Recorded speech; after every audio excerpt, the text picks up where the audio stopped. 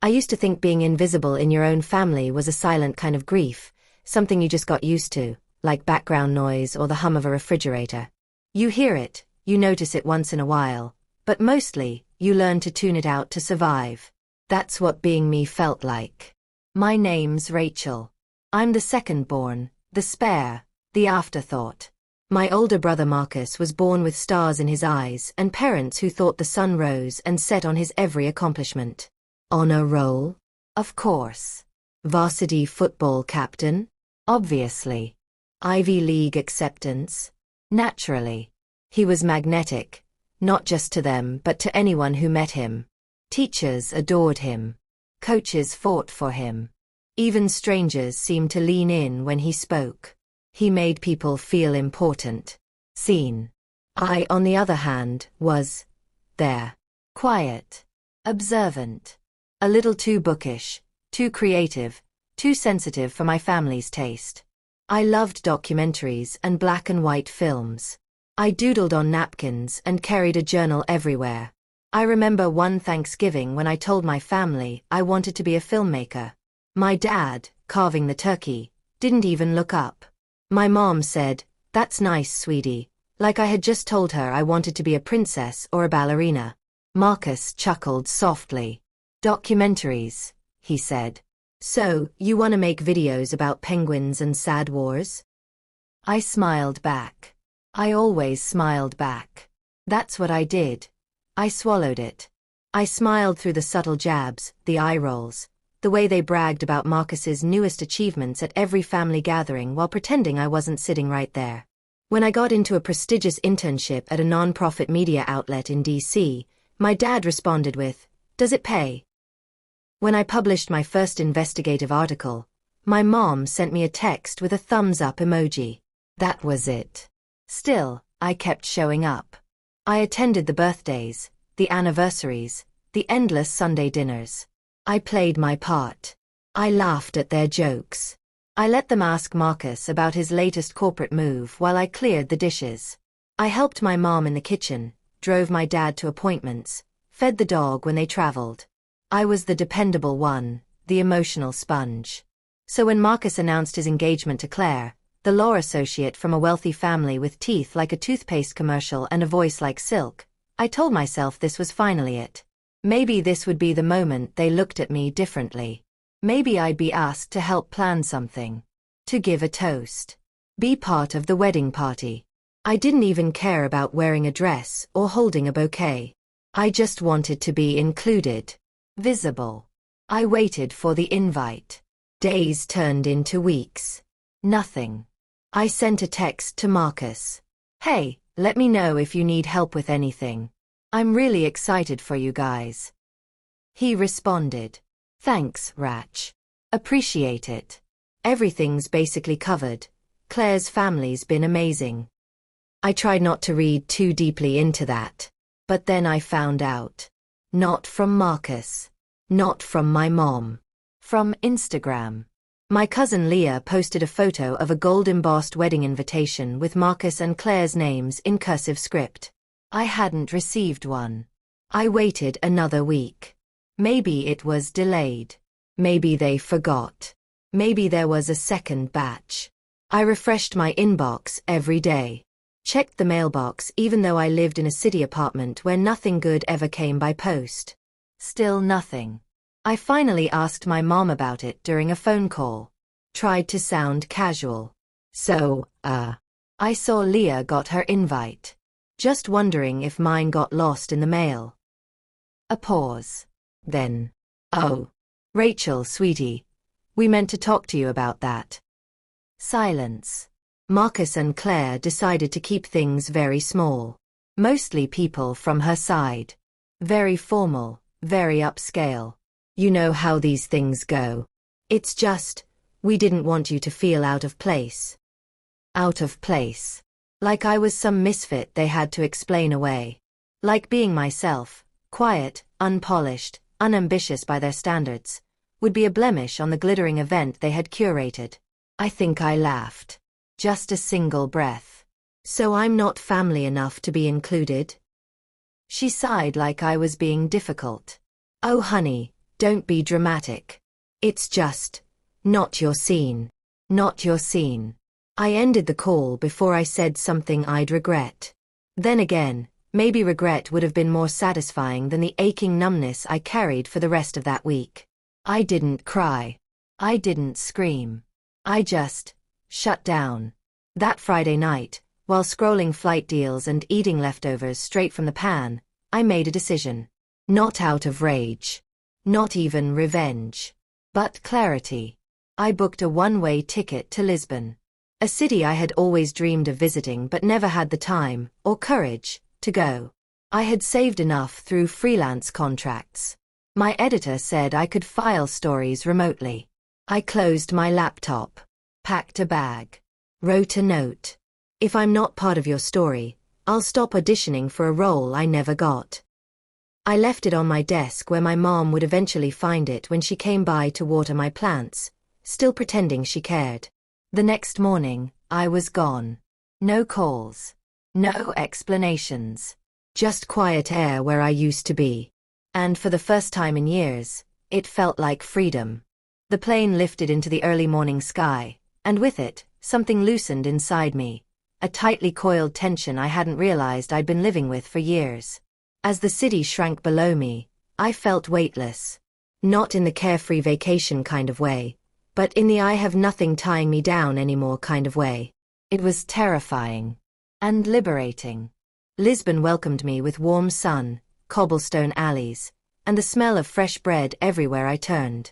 My tiny Airbnb sat at the top of a hill, and every morning I'd open the window to the sound of birds and trams clanging below. I didn't speak much Portuguese, but I knew how to say bom dia with a smile. It was enough. I gave myself permission to disappear. No social media. No texts. No family updates. I disabled my notifications, archived old messages, and told only 2 people where I was. My editor and my best friend Maya, who immediately replied, "Proud of you. Go be a ghost. Let them miss you." I wasn't trying to be dramatic. I wasn't plotting revenge. I just needed to breathe without feeling like I owed anyone an explanation for existing. For once, my life didn't revolve around being tolerated. My days fell into a rhythm. Mornings at a small cafe where the barista remembered my name by day 3. Afternoons riding in the park or wandering unfamiliar neighborhoods, watching elderly couples shuffle past, arm in arm. Nights sipping wine on my balcony, journaling everything I had never said out loud. I wrote like my life depended on it.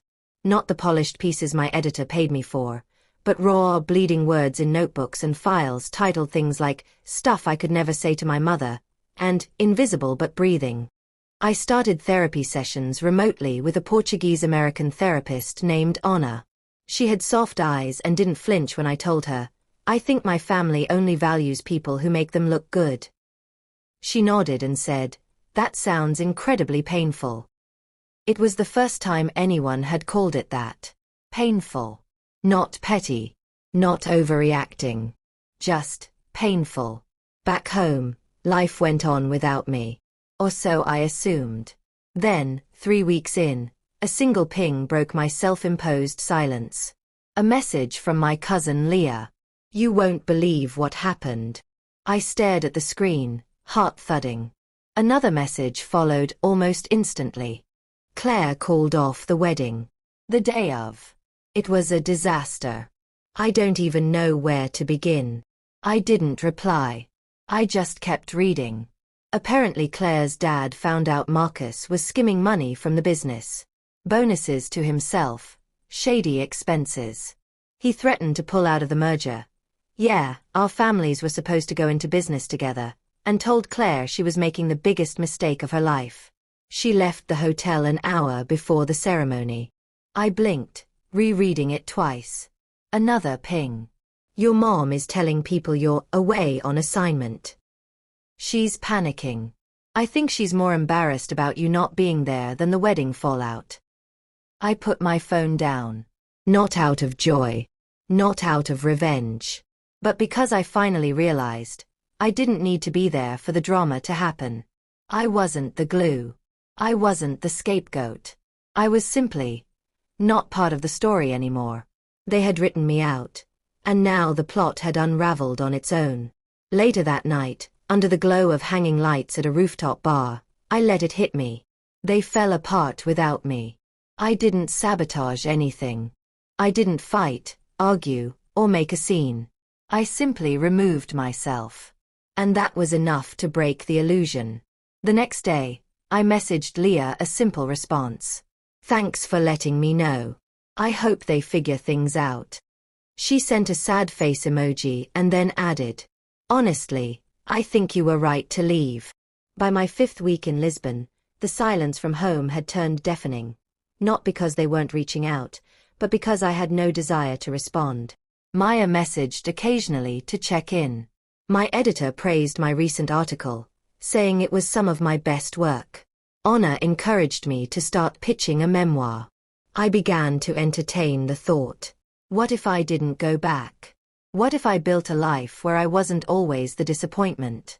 What if the problem wasn't me, but the version of me my family had invented? I extended my stay by another month. Booked a workshop with local filmmakers. Started sketching out a series on estranged families and quiet exits. For the first time in a long time, I was creating something just for me. One evening, while sipping sangria and watching kids play soccer in the alley, I got an email from my mom. Subject line: checking in. No greeting. No warmth. Just a blunt paragraph. "I hope you're safe. Your cousin told me you're in Portugal. We're all a little surprised you didn't at least tell us where you were going. I won't pretend everything's fine here. Marcus is dealing with some professional setbacks, and your father is stressed. If you'd like to come home, we can talk." Claire was never the right match anyway. No apology. No mention of the wedding. No acknowledgement that they had left me out, excluded me, erased me. I didn't reply. I archived the message and let the weight of their silence become someone else's burden. By the end of month 2, Lisbon wasn't just a getaway, it had become a mirror. I could finally see myself clearly. Not as a disappointment or a filler character in someone else's script, but as the main character in my own. I wasn't angry anymore. I wasn't sad either. I was free. And they were left to deal with the fallout of their choices, without the quiet, compliant daughter there to mop it all up. Time has a strange way of peeling back facades when you're no longer inside the illusion. From Lisbon, I watched their lives unravel in fragments, second-hand updates, clipped emails, and whispers through Leah. It was like staring into a house I used to live in, now flickering with dim light and distant arguments, the kind that echo through drywall. Marcus had gone quiet online. The carefully curated Instagram account that once showcased brunches, rooftop views, and polished smiles with Claire had been wiped clean. Leah told me he moved back into our parents' house temporarily, though he told co-workers it was just until I close on a new place. The merger between our family's company and Claire's father's firm collapsed. Apparently, Claire's dad wanted nothing more to do with people who blur lines between family and business. That was the quote Leah repeated to me, with a slight wince. Claire moved out of state. No contact. No explanation. Just gone, much like me, but with even sharper edges. Rumor had it she'd started working for a litigation firm in Boston. One that specialized in fraud. And yet, somehow, no one blamed Marcus. They were scrambling to protect him. To explain it all away.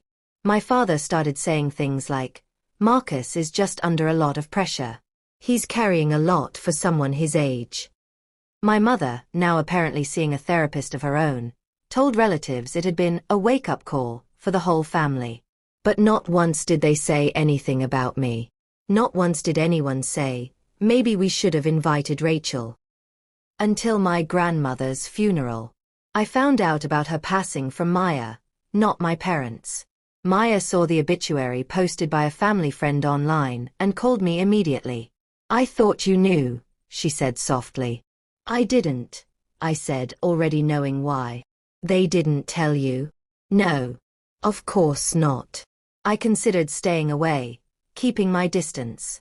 But my grandmother had been kind to me in the quiet ways that mattered. Silent smiles, envelopes of $20 bills on birthdays, gentle squeezes of my hand at Christmas dinner. She once told me, "Some of us are born into families we have to grow out of." I never forgot that. So I booked a flight home. Not to reconnect. Not to forgive. Just to pay my respects to the only family member who ever saw me without squinting. The funeral was held at the church I grew up in, where stained glass windows cast soft rainbows across worn pews. I arrived dressed in navy blue, not quite morning black, not quite protest. Just a neutral. Unassuming. I walked in just as the service began. Heads turned. My mother's eyes widened. My father stiffened. Marcus, seated in the front row, turned fully around, stared for a moment, and then looked away like he'd seen a ghost he didn't want to acknowledge. I sat in the back. The eulogy was standard. Nothing specific. Nothing brave. My grandmother deserved more than polite platitudes and soft organ music. But I was there. That mattered more to me than anything they could say from the pulpit. Afterward, people filed into the reception hall. Egg salad sandwiches. Weak coffee. Quiet whispers. I felt their stares. Not malicious. Just curious. Rachel's back. Where has she been? Leah found me first. She hugged me tightly. "You look strong," she whispered. "I feel like myself," I said. Eventually, my mother approached. Hesitant. Clutching a napkin like it might keep her grounded. "I didn't know if you'd come," she said. "I didn't either," I replied. We stood in silence for a moment. "I read some of your essays," she added. "The ones Leah shared. You're quite good." "Thanks," I said. Pause. "I suppose we owe you a conversation," she said. I tilted my head slightly. "Maybe. But I'm not sure I owe you anything back." She blinked. I watched her absorb the weight of those words. She didn't argue. Just nodded once and walked away. Marcus didn't speak to me at all. At one point, I caught him looking in my direction, but he quickly busied himself with a cousin's baby and turned away. That was fine. I wasn't there for him. That night, I checked into a small hotel on the outskirts of town. I didn't want to stay in the city. I didn't want to risk a guilt-laden dinner invite or a last-minute plea to talk things over. I had no interest in redemption arcs or fake reconciliations over wine. I lit a candle, ordered a sandwich, and sat on the bed staring at the ceiling. They had all cracked, every polished mask slipping just enough to show what was underneath. In my absence, the stories they told themselves fell apart. Marcus was no longer the golden boy. My mother no longer the flawless matriarch. My father no longer untouchable. And I was finally real. Before flying back to Portugal, I visited my grandmother's grave one last time. Alone. I brought a single yellow flower and placed it on the stone. "Thanks for seeing me," I said aloud. Then I turned and walked away. Not broken, not bitter. Just done pretending I ever needed to be like them. Lisbon no longer felt like a retreat. It had become home. The winding streets, the sea breeze, the smell of grilled sardines wafting from open-air restaurants. It was a city of reflection, but also resurrection. Still, after the funeral, something stirred in me. Closure was an overused word, but clarity? That was real. And I had it. I saw who they were, who I had been, and how far I'd come. I emailed my editor and told her I was relocating. Not back to the city I came from, but somewhere closer, still mine, still distant enough. I accepted a permanent editorial position at a regional publication in a quiet artsy town 2 hours from my childhood home. I moved into a loft above a bookstore. The kind with squeaky floors and staff who knew your name. There were weekly poetry nights, a local coffee shop that served oat milk without judgment, and neighbors who didn't ask intrusive questions. My kind of people. I was building something. New friends. New rhythms. A life curated entirely by choice, not obligation. And then the emails started coming again. First from my mom. Hope you're well.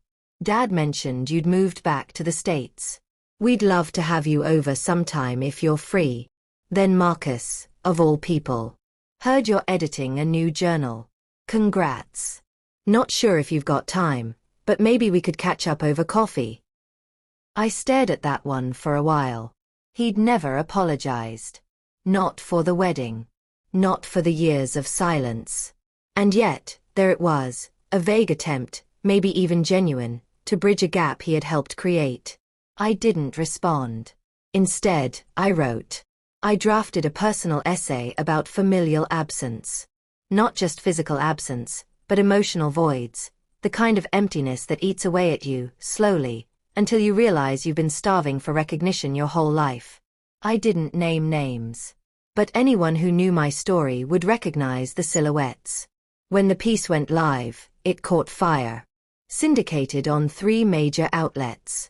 Emails flooded in, strangers sharing their own stories of being overlooked, excluded, erased. The validation wasn't revenge. It was relief. I wasn't alone. One weekend, at a writers' panel I was invited to speak at, a woman in the audience asked during Q&A, "How do you forgive a family that doesn't think they've done anything wrong?" I paused. You don't, I said. You stop waiting for them to admit it, and you live your life as if they never had that power over you in the first place. The audience was silent for a breath. Then applause. That night, walking home beneath a pale moon, I felt something new. Not grief. Not anger. Pride. My mother showed up unannounced a month later. I had just stepped out of the bookstore with a fresh pastry in one hand and an annotated manuscript in the other when I saw her sitting at a cafe across the street, hands folded neatly on the table, eyes scanning for something, or someone. Me. I almost turned around. But I didn't. I approached, slowly. She looked up. Rachel. Mom. She stood, offered a hug, but I didn't move. The gesture hung between us for a moment, then fell away. I was passing through, she said. Thought I'd see if you might have a moment. Okay, I said. Not yes. Just okay. We sat. She didn't order anything. Just fiddled with a napkin. I read your piece, she finally said. The one about invisible daughters. I nodded. It wasn't just about me. I know, she whispered. But a lot of it hit home. Silence stretched. I think I owe you an apology, she said quietly. Not just for the wedding. 4 years of making you feel like less. You don't owe me anything, I said, surprising myself. I'm not waiting for that anymore. Her eyes welled up, but she didn't let the tears fall. Still. I'm sorry. I took a breath. Thank you. It wasn't everything. It wasn't years of hurt erased. But it was something. And more importantly, I didn't need it anymore. She asked if we could talk again. I said I'd think about it. She left, and I returned to the loft, warm pastry still untouched in its paper bag. For the first time in years, I didn't feel hollow after seeing her. I felt whole. Later that week, Leah texted me. Whatever you said to your mom, she's different lately. Softer. I think you shook something loose. Maybe. Or maybe I had just stopped carrying her expectations around long enough for her to see her own reflection clearly. Marcus never followed up. His silence spoke louder than any words. And that was fine. We were strangers now. Not out of hate, but evolution. Some relationships just don't grow with you. People think revenge is loud, explosive, headlines and fireworks. But the most satisfying kind is quiet, slow, steady, dignified.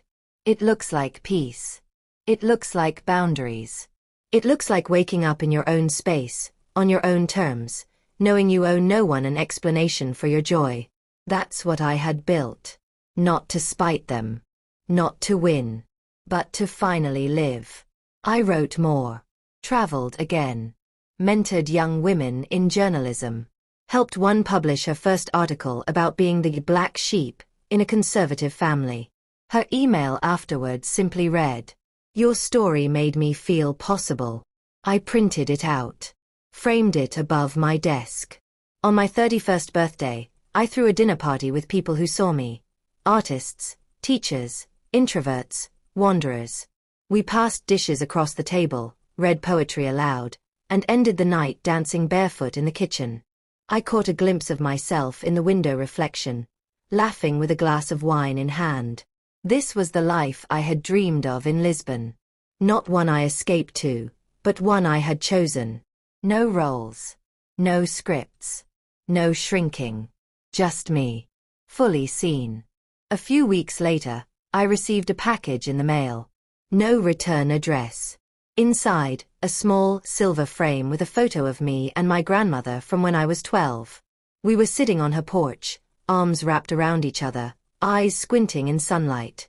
Taped to the back was a note, in my mother's handwriting. She always said you were the strong one. I'm starting to understand what she meant. I placed it on my nightstand. Not as a symbol of reconciliation, but as a reminder.